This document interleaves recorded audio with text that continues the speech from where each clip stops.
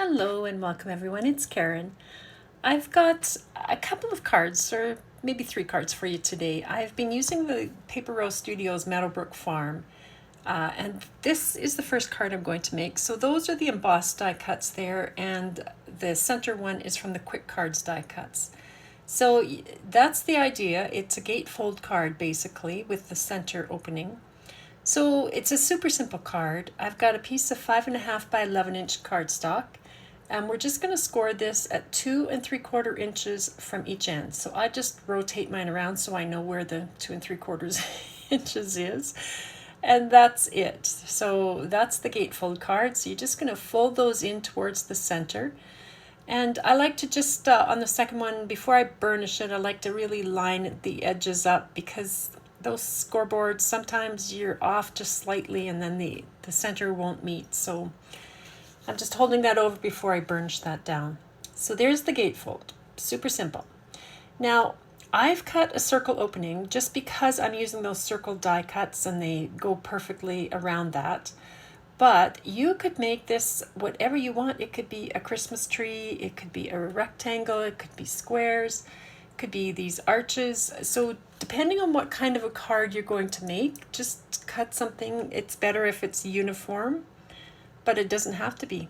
And so for me, for this one, I'm centering that circle and I just tack it in place to one side of my card base, and then I run that through. Now I'm being careful not to move the die. I'm just removing that cardstock because now I can just close it and move my low tack tape over to the other side, so that I can then die cut that left hand side of the circle without it moving positions. So I'll run that one through my die cutting machine, and there I've got a nice circle opening on my gatefold card. And I always burnish this again after because it sort of opens up. Now, I was a bit slow here. I decided after the fact to add that wood grain. It's from the White Christmas Basics, as you can see, and then I die cut this circle, but that would have been much easier to do had I put that on first and then done the circle cutting. So I've cut a green circle that I'm going to put around this. So basically I'm just going to put a little bead of glue all along this opening on the one side, add my circle to that. And so once that side is glued down and it's holding, then I can just trim that circle off, cut it in half, and then I'll put some glue on the other side and add the other half of the circle to that side. And so once all that's done, I can just add my embossed die cut now right into the center of that opening.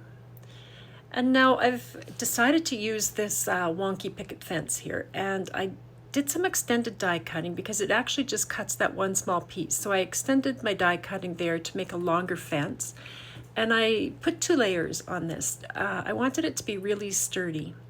Now I've got the Bouquet Builder 2 sets, and as you can see, I've made some various red shaded flowers. I'm gluing them down on the left side, and I'm going to glue my fence right over top. So I'm going to flip my fence over so I know where to put my glue, and I can see the fold line or the center line of my card, so I can just put glue to the left of that. And that's just an easy way to figure out where to put your glue. So I'm going to glue this right over top of those flowers on the left, but if you notice, I haven't glued the flowers down on the right. And the reason for that is if I glue them to the back, to the base of my card, you're going to see these stems when you open the card, and I didn't really like that. So I'm going to position them where I want, and then I'm going to use some low tack tape to attach them to that fence, like this right here. And then what I'll do is I'll glue these flowers to the back of the fence, which wasn't too hard. It sort of was a flimsy little area to be gluing down. But then I've got another piece of fence die cut, and it was just the one section. So I'm going to glue that right over top now and sandwich those flowers in between. And that's just going to strengthen the fence and the flowers as well. They're held up a little bit better. So now it's a little bit sturdier now. So then all that was left was I stamped and clear heat embossed this wishing and used the coordinating dies to die cut that out. And then I've got the supporting sentiment, and those are all from that wishing and sending stamp set from Paper Rose. So there's that card. And so it's a birthday card. I think those images are just so pretty. They're nice fall images. So if you had a fall birthday, that's a really nice one. And so there they are, the two together. One is full of love and the other is a birthday. Okay, so for my next card, I've got a 5.5 by 9.5 inch piece of cardstock. You can see I've already scored this. But we're going to score at 5 inches, 6 inches, 7 inches. So those are all 1 inch apart. And now we'll go 3/4 of an inch at 7 3/4 and 8.5. And now we'll do 1/2 inch sections. So we'll go at 9 inches. So what you're going to end up with here is the first two are going to be 1 inch apart, then 3/4, and then 1/2 inch. So depending on whatever size card you want, that's all you want to think about, is just dropping them down a bit. So it doesn't have to be a 5-inch tall card. It could be whatever size you want. And I'm just folding accordion style and burnishing everything as I go along here. And so when you're done, you'll get something that looks like this. So wider at the back and getting smaller as you go, and it will help stand up the card.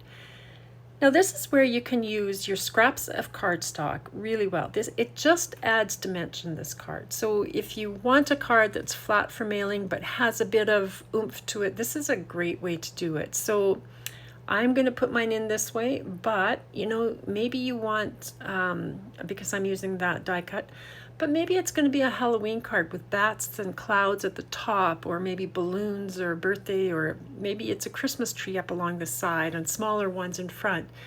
Just use whatever you've got. Lots of ways that you could do this, and it adds that extra little oomph factor. So I am going to glue these extra strips of cardstock on first. I do have pattern paper cut that will cover up those accordion folds, but if you attach this down first, then it covers up the join. So that's all I'm doing there. And I did corner around the right hand edge of these. I just thought that looked a little bit nicer. So I'm lining these up with the bottom so that they will also help make the card stand. And then I can put my pattern paper down over top of all of those and just trim off the tops of those. I didn't really cut them to size. So there you have it. So it folds up like that. I keep folding this and burnishing it after I open them up. Now there's my star of the show, that embossed die cut. That's from the Quick Cards die cuts of Meadowbrook Farm. And I've got this bike I'm attaching. I've already put the little basket of apples on. And then this is one of the tags that was in the Quick Cards die cuts. And then the little hello I thought was kind of fun to put down below.